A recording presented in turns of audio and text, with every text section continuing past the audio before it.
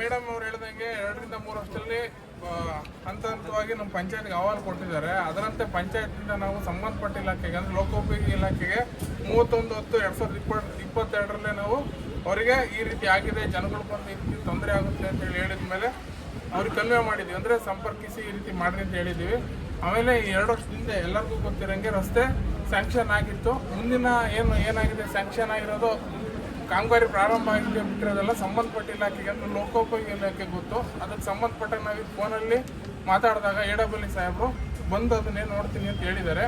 ಹಂಗಾಗಿ ಕೊಟ್ಟಿರೋಂಥ ಅಹವಾಲನ್ನು ನಾವು ಸ್ವೀಕರಿಸ್ಬಿಟ್ಟು ಸಂಬಂಧಪಟ್ಟ ಇಲಾಖೆಗೆ ನಮ್ಮ ಕಾರ್ಯನಿರ್ವಾಹಕ ಅಧಿಕಾರಿಗಳ ಮೂಲಕ ಅವರಿಗೆ ಲೆಟರ್ನ ಕಳಿಸೋ ವ್ಯವಸ್ಥೆ ಮಾಡಿ. ಸರ್, ಇಲ್ಲಿ ರಸ್ತೆ ಒಂದೇ ಸಮಸ್ಯೆ ಅಲ್ಲ, ಬೀದಿ ದೀಪ ಆಗಿರ್ಬೋದು, ಮೂಲಭೂತ ಸಮಸ್ಯೆಗಳು, ಸೌಕರ್ಯಗಳು ಹೇಳಿದ್ರು. ಹೋದ ವರ್ಷ ಬೀದಿ ದೀಪ ಮಾಡಿದ್ರು, ಅವ್ರಿಗೆ ಕೇಳ್ರಿ, ಬೀದಿ ದೀಪನ ಗ್ರಾಮ ಪಂಚಾಯತಿಂದ ಒದಗಿಸಿದೀವಿ ಮೇಡಮ್. ವರ್ಷಗಳಿಂದ ಪಂಚಾಯತು MP MLA ಎಲ್ಲರ ಹತ್ರನೂ ಹೋಗಿ ಕಂಟಿನ್ಯೂಸ್ ಆಗಿ ಅಟ್ಲೀಸ್ಟ್ 10 ಇಂದ 15 ಟೈಮ್ಸು ಲೆಟರ್ ಕೊಟ್ಟು ರಿಕ್ವೆಸ್ಟ್ ಮಾಡ್ಕೊಂಡಿದ್ದೀವಿ.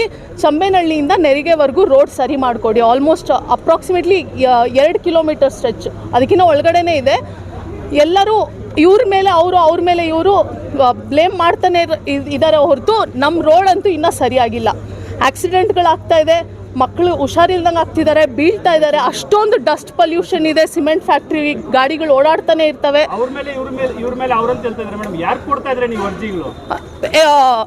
ಫಸ್ಟು ಪಂಚಾಯತ್ಗೆ ಕೊಟ್ವಿ, ಆಮೇಲೆ ಅವರು MP ಹತ್ರ ಮಾತಾಡಿ ಅಂತಂದ್ರು, ಬಿಕಾಸ್ ಆ ರೋಡ್ MP ಕೆಳಗಡೆ ಬರುತ್ತೆ ಅಂತಂದ್ರು. MP ಅವ್ರ ಹತ್ರ ಮಾತಾಡಿದ್ವಿ, PWD ಅವ್ರ ಹತ್ರ ಮಾತಾಡಿದ್ವಿ, ಎಲ್ಲರ ಹತ್ರ ಮಾತಾಡಿದೀವಿ. ಎಲ್ಲೆಲ್ಲಿ ನಾವು ನಮ್ಮ ವಾಯ್ಸ್ ರೇಸ್ ಮಾಡೋಕ್ಕಾಗುತ್ತೋ ಎಲ್ಲ ಕಡೆ ಮಾಡಿದ್ದೀವಿ. ಆನ್ಲೈನ್ ಪೋರ್ಟಲ್ಸಲ್ಲಿ ಕಂಪ್ಲೇಂಟ್ ರೇಸ್ ಮಾಡಿದ್ದೀವಿ, ಟ್ವಿಟರಲ್ಲಿ ಮಾಡಿದ್ದೀವಿ, ಎಲ್ಲ ಕಡೆ ಎಲ್ಲೆಲ್ಲಿ ಸಾಧ್ಯ ಇರುತ್ತೋ ಮಾಡಿದ್ದೀವಿ ಸರ್. ಲೆಟರ್ ಕೊಟ್ಟಿದ್ದೀವಿ ಎಲ್ಲ ಅಸೋಸಿಯೇಷನ್ ಸೇರ್ಕೊಂಡು. ಹೌದು, ಸರ್ಕಾರಕ್ಕೆ, ಎಲ್ಲ ಸರ್ಕಾರಕ್ಕೆ, ಫಸ್ಟ್ ಕಾಂಗ್ರೆಸ್ MP ಇದ್ರು, ಅವ್ರಿಗೂ ಲೆಟರ್ ಕೊಟ್ಟಿದ್ದೀವಿ. ಇವಾಗ ಕರೆಂಟ್ BJP ಅವರಿದ್ದಾರೆ, ಅವ್ರಿಗೂ ಲೆಟರ್ ಕೊಟ್ಟಿದ್ದೀವಿ. ಸೊ ಇದುವರೆಗೂ ನಮಗೇನು ಸಹಾಯ ಆಗಿಲ್ಲ. ಅದರಿಂದ ನಾವು ಇವಾಗ ರೋಡ್ಗೆ ಇಳಿದು ಬರೋ ಪರಿಸ್ಥಿತಿ ಆಗಿದೆ ಸರ್. ನಮಗೆ ಫಸ್ಟು ರೋಡ್ ಸರಿ ಮಾಡಿಕೊಡ್ಬೇಕು. ಫಸ್ಟ್ ಸ್ಟ್ರೀಟ್ ಲೈಟ್ಸ್ ಇರಲಿಲ್ಲ. ಬೇಸಿಕ್ ನೀಡ್ಸ್ ಏನೇನಿದೆಯೋ ಸ್ಟ್ರೀಟ್ ಲೈಟ್ಸು, ರೋಡ್ಸು, ಮತ್ತೆ ಸೀವೇಜ್ ಪ್ರಾಬ್ಲಮ್ ಇದೆ. ಅದು ಡಸ್ಟ್ಬಿನ್, ಗಾರ್ಬೇಜ್ ಕಲೆಕ್ಷನ್ ಕರೆಕ್ಟಾಗಿ ಆಗ್ತಾ ಇಲ್ಲ. ಇದೆಲ್ಲ ಮಾಡಿಕೊಡ್ಬೇಕು. ಬೇಸಿಕ್ ನೀಡ್ಸ್ ಏನೇನಿದೆಯೋ ಎಲ್ಲ ಕರೆಕ್ಟ್ ಮಾಡಿಕೊಡ್ಬೇಕು. ಬಟ್ ಜಾಸ್ತಿ ಸ್ಟ್ರೆಸ್ ಇರೋದು ನಮ್ಮದು ರೋಡ್ ಪ್ರಾಬ್ಲಮ್ಮು. ಅದನ್ನು ತಂದಿದ್ದೀವಿ ಸರ್. ಲಾಸ್ಟ್ 3 ಇಯರ್ಸಿಂದ ಒಂದು ಅಟ್ಲೀಸ್ಟ್ 10 ಅಪ್ಲಿಕೇಶನ್ಸ್ ಕೊಟ್ಟಿದ್ದೀವಿ. ಎಲ್ಲ ಪ್ರೂಫ್ ಇದೆ. ಗ್ರಾಮ ಸಭೆಯಲ್ಲಿ ಕಂಟಿನ್ಯೂಸ್ ಆಗಿ ವಾಯ್ಸ್ ರೇಸ್ ಮಾಡ್ತಾನೆ ಇದ್ದೀವಿ. ಆದ್ರೂ ಇದುವರೆಗೂ ಏನೂ ನಡೆದಿಲ್ಲ.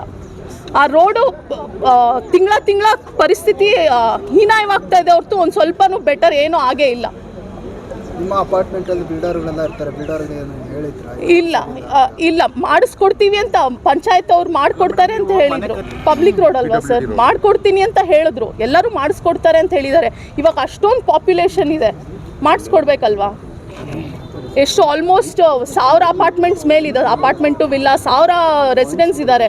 ಅದಕ್ಕೆ ನೋಡಿ, ಪ್ರೆಸಿಡೆಂಟ್ ಆಗಿರಲಿ, ಇಲ್ಲಾಂದರೆ MP ಆಗಿರಲಿ, MLA ಆಗಿರಲಿ, ಎಲ್ಲರೂ ಮಾಡಿಸ್ಕೊಡ್ತೀವಿ ಅಂತ ಲಾಸ್ಟ್ ಟೈಮು DK ಸುರೇಶ್ ಅವ್ರ ಹತ್ರ ಲೆಟರ್ ಕೊಟ್ಟರೆ ಅಪ್ರೂವಲ್ ಆಗಿದೆ ಅಂತ 1.96 crores ಅಪ್ರೂವಲ್ ಆಗಿದೆ ಅಂತ ಲೆಟರ್ ತೋರಿಸಿದ್ರು ನಮಗೆ. ಇವಾಗ ನೋ ಫಂಡ್ಸ್. ಜಸ್ಟ್ ಎಲೆಕ್ಷನ್ಗೆ 3-4 ಮಂತ್ಸ್ ಮುಂಚೆ. ಆಮೇಲೆ ಇವಾಗ ಫಂಡ್ಸ್ ಇಲ್ಲ, ಗೌರ್ಮೆಂಟ್ ಹತ್ರ ಫಂಡ್ಸ್ ಇಲ್ಲ. ನಮಗೆ ಗೊತ್ತಿಲ್ಲ, ಆಗುತ್ತೆ, ಮುಂದೆ ನೋಡ್ಕೊಳ್ಳೋಣ. ಈ ತರ ಕೇರ್ ಫ್ರೀ ಆಟಿಟ್ಯೂಡ್ ಎಲ್ಲರ ಹತ್ರನೂ ಅದೇ ಇರೋದು. ಈ ಸಮಸ್ಯೆ ಇಷ್ಟು ಪೀಕ್ ಲೆವೆಲ್ ಬರೋವಾಗ ನೀವು ಹೋರಾಟ ಮಾಡಿದ್ದೀರಿ. ಈ ಪೀಕ್ ಲೆವೆಲ್ ಬರೋದಕ್ಕಿಂತ ಮುಂಚೆ ಯಾವಾಗ ಸಮಸ್ಯೆ ಶುರುವಾಯಿತು ಸರ್? 3 ವರ್ಷ ಆಯ್ತು ಸರ್. ಇವಾಗ ನೀವೆಲ್ಲರೂ ಬಂದಿದ್ದೀರಾ, ನೀವು ಅನ್ಕೊಂಡಿದ್ದೀರಾ ನಾವು ಇವಾಗ ಪೀಕ್ ಲೆವೆಲ್ಗೆ ಬಂದ್ಮೇಲೆ ಮಾಡ್ತಿದೀವಿ ಅಂತ. ಇಲ್ಲ, 3 ವರ್ಷದಿಂದ ಸತತವಾಗಿ ಮಾಡ್ತಾನೆ ಇದೀವಿ. ಎಷ್ಟೊಂದು ಸತಿ ಪಂಚಾಯತ್ ಹತ್ರ ಸೇರಿದ್ದೀವಿ. MP MLA ನಾನು ಹೇಳ್ತಾ ಇದ್ದೀನಲ್ಲ, ಎಲ್ಲರ ಹತ್ರ ಹೋಗಿ ಮಾತಾಡಿದ್ದೀವಿ. ಇಲ್ಲಿ ಎಲೆಕ್ಷನ್ ಟೈಮಲ್ಲಿ ಕ್ಯಾನ್ವಸ್ ಮಾಡೋಕ್ಕೆ ಬರ್ತಾರಲ್ಲ, ಒಂದೊಂದು ಪಂಚಾಯತಿಗೆ ಒಂದೊಂದು ಸತಿ ಬರ್ತಾರೆ. ಎಲ್ಲ ಅಲ್ಲಿ ನೆರಿಗೆ ಪಂಚಾಯತಿ ಬಂದ್ರಲ್ಲ, ಅಲ್ಲಿ ಹೋಗಿ ಮಾತಾಡಿದ್ದೀವಿ. ಇಲ್ಲಿ ಬಂದಾಗ ಇಲ್ಲಿ ಮಾತಾಡಿದ್ದೀವಿ. ಇನ್ನೊಂದು ಕಡೆ ಹೋಗಿ ಲೆಟರ್ ಕೊಟ್ಟಿದ್ದೀವಿ. ಎಲ್ಲೆಲ್ಲಿ ಸಿಗ್ತಾರೋ ಅಲ್ಲೆಲ್ಲ ಹೋಗಿ ಲೆಟರ್ ಕೊಟ್ಟಿದ್ದೀವಿ ಸರ್. ಈಗ ಯಾರು ಬರ್ತಾರೆ ಮೇಡಮ್ ನಿಮ್ಮ ಜನಪ್ರತಿನಿಧಿ ಸ್ಥಳೀಯವಾಗಿ ನೀವು ಆಯ್ಕೆ ಮಾಡಿರೋಂಥವರು? ಸುಲೋಚನಾ ಅನ್ನೋರು ಇದ್ದಾರೆ, ಅವ್ರನ್ನ ಕರೆದಿದ್ದೀವಿ. ಬರ್ತಾರೋ ಇಲ್ವೋ ಗೊತ್ತಿಲ್ಲ ಸರ್, ನೋಡ್ಬೇಕು, ವೆಯ್ಟ್ ಮಾಡ್ತೀವಿ. ಅವರು ನಿಮ್ಮ ಹೋರಾಟಕ್ಕೆ ಧ್ವನಿ ಆಗ್ಬೇಕಾಗಿತ್ತು. ಹೌದು, ಆಗಬೇಕಾಗಿತ್ತು. ಬಟ್ ಇದುವರೆಗೂ ಅಂತೂ ಆಗಿಲ್ಲ ಸರ್. ಅವರು ಎಲ್ಲೂ ವಾಯ್ಸ್ ರೇಸ್ ಮಾಡಿದ್ದಾರೆ. ಅವರ ಮೂಲಕ ಅಧಿಕಾರಿಗಳನ್ನ ತರಾಟೆಗೆ ತೆಗೆದುಕೊಂಡು ನಿಮ್ಮ ಸಮಸ್ಯೆಗಳನ್ನ ಬಗೆಹರಿಸಬೇಕಾಗಿರುವಂತದ್ದು ಅವರ ಮೊದಲ ಆದ್ಯ ಕರ್ತವ್ಯ. ಹೌದು, ಆದ್ರೆ ಮಾಡಿಲ್ಲ. 5 ವರ್ಷ ಒಂದು ಸಾರಿ ಓಟ್ ಕೊಟ್ಟ ಮೇಲೆ ಅವರು ನಿಮ್ಮ 5 ವರ್ಷ ನಿಮ್ಮನ್ನು ಕಾಪಾಡ್ಕೊಳ್ಬೇಕು. ಹೌದು, ಅವರಿಲ್ಲ. ಹೌದು, ನಿಮ್ಮ ಆರೋಪ ಏನೀಗ? ಏನಿಲ್ಲ ಸರ್, ಏನು ಸಮರ್ಥನೆ ಇಲ್ಲ ಸರ್. ರಿಕ್ವೆಸ್ಟ್ ಮಾಡ್ಕೊಳ್ಳೋದಷ್ಟೇ. ನಮ್ಗೇನು ಬೇಸಿಕ್ ನೆಸೆಸಿಟೀಸ್ ಬೇಕು. ಒಂದು ವೇಳೆ ನಿಮ್ಮ ಈ ಬೇಡಿಕೆಗಳಿಗೆ ಸ್ಪಂದಿಸಿಲ್ಲ ಅಂತ ಇಟ್ಕೊಳ್ಳಿ, ಅದು ಗ್ರಾಮ ಪಂಚಾಯತಿ ಆಗ್ಬೋದು, PWD ಆಗ್ಬೋದು, ಶಾಸಕರಾಗ್ಬೋದು, ಯಾರೇ ಆಗ್ಬಹುದು, ಏನ್ ನಿಮ್ಮ ಹೋರಾಟ ತೀವ್ರತೆ? ಇದನ್ನೇ ಕಂಟಿನ್ಯೂ ಮಾಡ್ತೀವಿ. ಪ್ರಾಬಬ್ಲಿ ಇನ್ನ ಜಾಸ್ತಿ ಜನ ಸೇರ್ಕೋತೀವಿ. ಮೇ ಬಿ ಮುಂದೆ ರೋಡ್ ಬ್ಲಾಕ್ ಮಾಡ್ಬೋದು, ಗೊತ್ತಿಲ್ಲ. ಬಟ್ ನಾವು ಈ ಪ್ರೊಟೆಸ್ಟ್ ಅಂತೂ ಕಂಟಿನ್ಯೂ ಮಾಡ್ತಾನೆ ಇರ್ತೀವಿ. 10 ರಿಂದ 15 ಸಾವಿರ ರೂಪಾಯಿ ಕಂದಾಯ ಕಟ್ತಾ ಇದೀವಿ ಒಬ್ಬೊಬ್ರು ಇಲ್ಲಿರೋರು. ಟ್ಯಾಕ್ಸ್ BBMP ಜಾಸ್ತಿ ಇದೆ.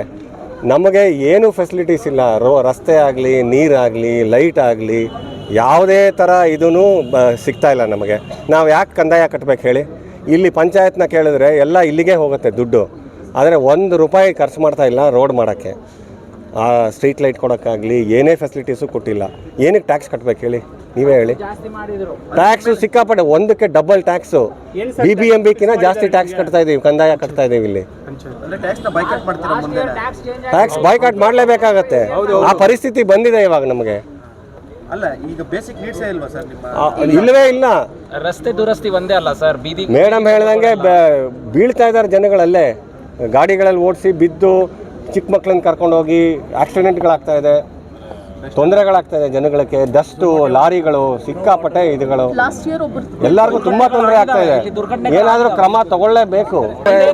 ಇದೇ ತರ ನಾವು ಪ್ರತಿ ಮೂರನೇ ಶನಿವಾರ ಇದೇ ತರ ಸಾಮೂಹಿಕವಾಗಿ ಶಾಂತಿಯುತವಾಗಿ ಧರಣಿ ನಡೆಸಲಿಕ್ಕೆ ಒಂದು ಪ್ರಯತ್ನ ಇದೆ. ಇದನ್ನು ಕಂಟಿನ್ಯೂ ಮಾಡ್ತಾ ಇರ್ತೀವಿ ಎಲ್ಲಿವರೆಗೂ ನಮ್ಮ ಬೇಡಿಕೆಗಳು ಈಡೇರಲ್ವೋ, ಎಲ್ಲಿವರೆಗೂ ಜನಪ್ರತಿನಿಧಿಗಳನ್ನ ನಮ್ಮ ಹಾಲನ್ನು ಸ್ವೀಕರಿಸೋದಿಲ್ವೋ ಅಲ್ಲಿವರೆಗೂ ಈ ಸತತ ಪ್ರಯತ್ನ ನಡೆದೇ ಇರುತ್ತೆ. ರೆಸಿಡೆನ್ಸು ನೂರಾರು ಸಂಖ್ಯೆಯಲ್ಲಿ ಬಂದು ಪಂಚಾಯತಿ ಮುಂದೆ ಪ್ರತಿಭಟನೆ ಮಾಡ್ತಿದ್ದೀರಾ, ಆದರೆ ಯಾವೊಬ್ಬ ಅಧಿಕಾರಿಯೂ ಸಹ ಚುನಾಯಿತ ಪ್ರತಿನಿಧಿಯು ಇದುವರೆಗೂ ಸಹ ಬಂದಿಲ್ಲ. ನಿಮ್ಮ ಬೇಡಿಕೆ ಏನಂತ ಕೇಳಲೇ ಇಲ್ಲ, ಇದ್ರ ಬಗ್ಗೆ ಹೇಳಿದ್ರೆ ಇಲ್ಲ. ನಾವು ಕರೆ ಮಾಡಿದ್ವಿ, ಅವ್ರು ಬರ್ತಾ ಇದ್ದಾರೆ, ಬಂದು ನಮ್ಮ ರಿಕ್ವೆಸ್ಟ್ ಹನ್ನೊಂದಾಯಿತು. ಇಲ್ಲ ಬರ್ತಾ ಇದಾರೆ ಅಂತ ನಮ್ಗೆ ನಂಬಿಕೆ ಇದೆ, ಬರ್ತಾರೆ. ನಮ್ಮ ರಿಕ್ವೆಸ್ಟ್ನ ಅವ್ರಿಗೆ ಸಬ್ಮಿಟ್ ಮಾಡ್ಲಿಕ್ಕೆ ಒಂದು ನಮ್ಮ ಲೆಟರ್ ಕೊಡ್ತಾ ಇದ್ದೀವಿ. ಅದರ ನಂತರ ಮತ್ತೊಂದು ತಿಂಗಳು, ನೆಕ್ಸ್ಟ್ ತಿಂಗಳು ನಾವು ಮತ್ತೆ ಅದೇ ಮೂರನೇ ಶನಿವಾರ ಇದೇ ಥರ ಜಮಾಯಿಸಿ ಮತ್ತು ಶಾಂತಿಯುತವಾಗಿ ಧರಣಿ ನಡೆಸಿ ನಮ್ಮ ಬೇಡಿಕೆಗಳು ಈಡೇರ್ತವೆ ಅನ್ನೋದು ನಂಬಿಕೆ ಇದೆ ಸರ್ ನಮಗೆ. ಅದರವರೆಗೂ ನಾವು ಅಲ್ಲಿವರೆಗೂ ಹೋರಾಟ ಮುಂದುವರಿಸ್ತೀವಿ. ನಂಬಿಕೆ ಇದೆ, ಮುಂದುವರಿಸ್ತೀವಿ ನಾವು. ಇವತ್ತು ಚೆಮ್ಮೈನಲ್ಲಿ ರೈಸಿಂಗ್ ಅನ್ನೋ ಒಂದು ಸಂಘದಿಂದ ಏನು ರೆಸಿಡೆಂಟ್ಸ್ ಇದ್ದಾರೆ, ಸಾವಿರಾರು ಜನ ಇವತ್ತು ರಸ್ತೆ ಮತ್ತು ಈ ಬೇಸಿಕ್ ನೀಡ್ಸ್ ಕೊಟ್ಟಿಲ್ಲ ಅಂತೇಳಿ ನಾವು ರಸ್ತೆಗೆ ಬಂದು ಧರಣಿಯನ್ನು ಮಾಡ್ತಾಯಿದ್ದೀವಿ ಶಾಂತಿಯುತವಾಗಿ. ರಸ್ತೆ ಮತ್ತು ಏನು ನಮ್ಮ ಮೂಲ ಸೌಕರ್ಯಗಳು ಕೊಡಬೇಕಾದಂಥ ಕರ್ತವ್ಯ ಸರ್ಕಾರದ್ದು. ಆ ಸರ್ಕಾರ ಎಲ್ಲೋ ಒಂದು ಕಡೆ ಫೇಲ್ ಆದಾಗ ಈ ರೀತಿ ಜನ ಜಾಗೃತರಾಗ್ತಾರೆ. ಅವರ ಒಂದು ನೀಡ್ಸನ್ನು ಫುಲ್ಫಿಲ್ ಮಾಡಲಿಕ್ಕೆ ವಾಯ್ಸ್ ರೈಸ್ ಮಾಡಬೇಕಂತ ಪ್ರಮೇಯಗಳು ಬರ್ತವೆ. ಇವತ್ತು ನಮ್ಮ ಚೆಮ್ಮೈನಹಳ್ಳಿ ವತಿಯಿಂದ ಎಲ್ಲ ರೆಸಿಡೆಂಟ್ಸು ಇವತ್ತು ಬೀದಿಗಿಳಿದು ನಮ್ಮ ಹಕ್ಕುಗಳನ್ನ ಕೊಡಿ ಅಂತೇಳಿ ಹಂಗಲಾಯಿಸ್ತಾ ಇದ್ದಾರೆ. ಅದರಿಂದ ಎಲ್ಲ ಅಧಿಕಾರಿಗಳು ಏನು ಜನಪ್ರತಿನಿಧಿಗಳಿದ್ದಾರೆ ಅವ್ರ ಕರ್ತವ್ಯ ಆಗುತ್ತೆ, ಅವ್ರ ಕರ್ತವ್ಯನ ಸರಿಯಾಗಿ ಪಾಲಿಸಬೇಕು. ಆ ಬೇಸಿಕ್ ನೀಡ್ಸ್ ಏನು ಆ ರಸ್ತೆಗಳಲ್ಲಿ ಓಡಾಟ ಮಾಡಲಿಕ್ಕಾಗಲ್ಲ ನೋಡಿ. ಇವತ್ತು ಮಕ್ಕಳು ಬಂದಿದ್ದಾರೆ, ಅವರು ಸೈಕ್ಲಿಂಗ್ ಮಾಡೋಕ್ಕಾಗಲ್ಲ, ನಾವು ನಡ್ಕೊಂಡು ಹೋಗ್ಲಿಕ್ಕಾಗಲ್ಲ, ನಾವು ಶಾಲಾ ಬಸ್ಸುಗಳಲ್ಲಿ ಹೋಗ್ತಾ ಇರ್ತೀವಿ, ಅದು ಹೆಂಗೋ ಆಕ್ಸಿಡೆಂಟ್ ರೀತಿಯಲ್ಲಿ ನಮ್ಮನ್ನು ಕರ್ಕೊಂಡು ಹೋಗ್ತಾರೆ, ಭಯ ಆಗುತ್ತಂತೇಳಿ ಆ ಅಳಲನ್ನು ಮಕ್ಕಳು ತಂದೆ ತಾಯಿ ಹತ್ರ ಬಂದು ಹೇಳ್ತಾರೆ.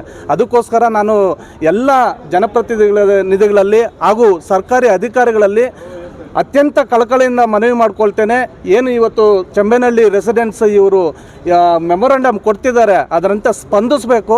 ಸ್ಪಂದಿಸದೇ ಇದ್ದಲ್ಲಿ ಮತ್ತೆ ಮುಂದಿನ ದಿನಗಳಲ್ಲಿ ನಾವೆಲ್ಲ ಏನು ಇನ್ನೂ ಜನ ಇದ್ದಾರೆ ಲೋಕಲ್ ಪೀಪಲ್ಸು, ಅವ್ರ ಜೊತೆಗೂಡಿ ನಾವು ಈ ಹೋರಾಟಕ್ಕೆ ನಾವು ಸಹ ಭಾಗಿಯಾಗ್ತೀವಿ ಅಂತೇಳಿ ನಾವು ತಿಳಿಸ್ಲಿಕ್ಕೆ ಬಯಸ್ತೇನೆ. ಜೈ ಹಿಂದ್. ಸ್ಥಳೀಯವಾಗಿ ನೀವೇ ಆಯ್ಕೆ ಮಾಡಿರುವಂಥ ಜನಪ್ರತಿನಿಧಿಗಳು ಇರ್ತಾರೆ. ಒಂದು ಏನು ಗ್ರಾಮ ಸಭೆಗಳಂತ ಏನು ಆಗ್ತಾರೆ, ಅದಕ್ಕೆ ವಾರ್ಡ್ ಸಭೆಗಳಂತ ನಡೆಸ್ತಾರೆ. ವಾರ್ಡ್ ಸಭೆ ಒಂದು ನಿಮಿಷ, ವಾರ್ಡ್ ಸಭೆಗಳಲ್ಲಿ ನೀವು ಈ ದೂರನ್ನ ಅವರು ಮನದಟ್ಟು ಮಾಡಿದ್ದೀರಾ, ಮತ್ತೆ ಗ್ರಾಮ ಸಭೆಯಲ್ಲಿ ಇದನ್ನ ಮುಂದೆ ಇಟ್ಟಿದ್ದೀರಾ? ತಾವು ಒಳ್ಳೆ ಪ್ರಶ್ನೆ ಕೇಳಿದ್ರಿ. ಪ್ರತಿಯೊಂದು ವಾರ್ಡ್ ಸಭೆಯಲ್ಲಿ ನಮ್ಮ ಅಹವಾಲುಗಳನ್ನ ವಾರ್ಡ್ ಸಭೆಯಲ್ಲಿ ಕೊಟ್ಟಿದ್ದೀವಿ. ಅದಾದ ನಂತರ ಗ್ರಾಮ ಸಭೆಗಳಲ್ಲಿ ನಾವು ವಾಯ್ಸ್ ರೈಸ್ ಮಾಡಿದ್ದೀವಿ. ಆದ್ರೂ ಸಹ ಯಾರೂ ಸ್ಪಂದಿಸ್ತಾ ಇಲ್ಲ. ಇವಾಗ ಗ್ರಾಮ ಪಂಚಾಯತಿ PDO ಕೊಟ್ಟಿದ್ದೀವಿ. ವಾರ್ಡ್ ಸಭೆಯಲ್ಲಿ ಯಾರೂ ಅಧಿಕಾರಿಗಳೇ ಬರಲ್ವೇ? 43 ಇಲಾಖೆಗಳಿದೆ. ಯಾರೋ ಒಂದು 10 ಇಲಾಖೆಗಳು ಬರ್ತಾರೆ, ಅವರು ಏನೋ ಒಂದು ಹೇಳಿ ನುಣ್ಚ್ಕೊಂಡು ಹೋಗ್ತಾ ಇರ್ತಾರೆ. ನೀವು ಸಾಕಷ್ಟು ಮೀಡಿಯಾಗಳು ನೋಡಿ, ಮೀಡಿಯಾಗಳಲ್ಲಿ ನಾನೇ ವಾಯ್ಸ್ ರೈಸ್ ಮಾಡಿದ್ದೀನಿ. ಏನು ನಮ್ಮ ಮೂಲ ಸೌಕರ್ಯಗಳಿದೆ ಗ್ರಾಮ ಸಭೆಗಳಲ್ಲಿ ಕೊಡ್ತೀವಿ. ನಾವು ಆದ್ಯತೆಯಾಗಿ ಕೆಲಸ ಕಾರ್ಯಗಳು ಮಾಡಬೇಕಾಗಿದೆ. ಕೋಟ್ಯಾಂತರ ರೂಪಾಯಿ ಇವತ್ತು ಏನು ರೆಸಿಡೆಂಟ್ಗಳು ಟ್ಯಾಕ್ಸ್ ಕಲೆಕ್ಟ್ ಮಾಡ್ತಿದ್ದಾರೆ ಪಂಚಾಯತಿ, ಇದೆಲ್ಲ ಎಲ್ಲೋ ಒಂದು ಕಡೆ ದುರ್ಬಳಕೆ ಆಗ್ತಾ ಇದೆ. ಅದನ್ನು ಯಾರು ಪ್ರಶ್ನೆ ಮಾಡ್ತಾ ಇಲ್ಲ. ಏನು ನೀವು ಅಧಿಕಾರಿಗಳ ಮೇಲೆ ಏನು ದೂರು ನೀಡ್ತಾ ಇದ್ದೀರಿ, ಅಧಿಕಾರಿಗಳ ಮೇಲೆ ಒಬ್ಬ ಜನಪ್ರತಿನಿಧಿ ಅಂತ ನೀವು ಆಯ್ಕೆ ಮಾಡಿರ್ತೀರಿ, ಅವ್ರ ಅಂಡರ್ ಅಲ್ಲಿ ಅಧಿಕಾರಿಗಳು ಬರ್ತಾರೆ. ಈ ಜನಪ್ರತಿನಿಧಿ ಎಲ್ಲಿ? ಅವರು ಸಹ ಸ್ಪಂದನೆ ಮಾಡ್ತಿಲ್ಲ. ಏನು ವಾಟ್ಸಪ್ ಅಲ್ಲಿ ನೀವು ಮೊದಲು ಪ್ರಶ್ನೆ ಮಾಡಬೇಕಿರುವಂತದ್ದು, ನೀವು ವೋಟ್ ಹಾಕಿ ಆಯ್ಕೆ ಮಾಡಿರುವಂತ ಜನಪ್ರತಿನಿಧಿ ನಿಮ್ಗೆ ಸ್ಪಂದನೆ ಮಾಡದೆ ಹೋದರೆ ಈಗ ನಾವು ಎಲ್ಲ ಕಡೆ ಫೇಲ್ಯೂರ್ ಆಗಿದ್ದೀವಿ. ಗ್ರಾಮ ಸಭೆಗಳಲ್ಲಿ, ಗ್ರಾಮ ವಾರ್ಡ್ಗಳಲ್ಲಿ ನಾವು ಅಹವಾಲುಗಳನ್ನ ಕೊಟ್ಟಿದ್ದೀವಿ. ತಾವುಗಳು ಅದನ್ನು PDO ಆಗಲಿ EO ಆಗಲಿ ಅವ್ರ ಹತ್ರ ಕೇಳಿದ್ರೆ ನಮ್ಮ ರೆಸಿಡೆಂಟ್ಸ್ಗಳು ಎಷ್ಟು ಅಹವಾಲುಗಳನ್ನ ಕೊಟ್ಟಿದ್ದಾರೆ ಅನ್ನೋದು ಬೆಳಕಿಗೆ ಬರುತ್ತೆ. ನಾವೆಲ್ಲರೂ ನೋಡಿದ್ದೀವಿ, ಯಾವ ಪಾರ್ಟಿ ಲೀಡರ್ಸು ಬಂದು ಆ ರೋಡಲ್ಲಿ ಬಂದ್ಬಿಟ್ಟು ಯಾರು ವೋಟ್ ಕೇಳಿಲ್ಲ. ಆ ಲೆವೆಲ್ಗೂ ನಮ್ಮನ್ನು ಇಗ್ನೋರ್ ಮಾಡ್ತಾ ಇದ್ದಾರೆ. ನಾವೆಲ್ಲ ಜನಗಳಲ್ವಾ? ನಮ್ಮ ಹತ್ರ ವೋಟ್ಗಳಿಲ್ವಾ? ನಮಗೆ ರೈಟ್ಸ್ ಇಲ್ವಾ?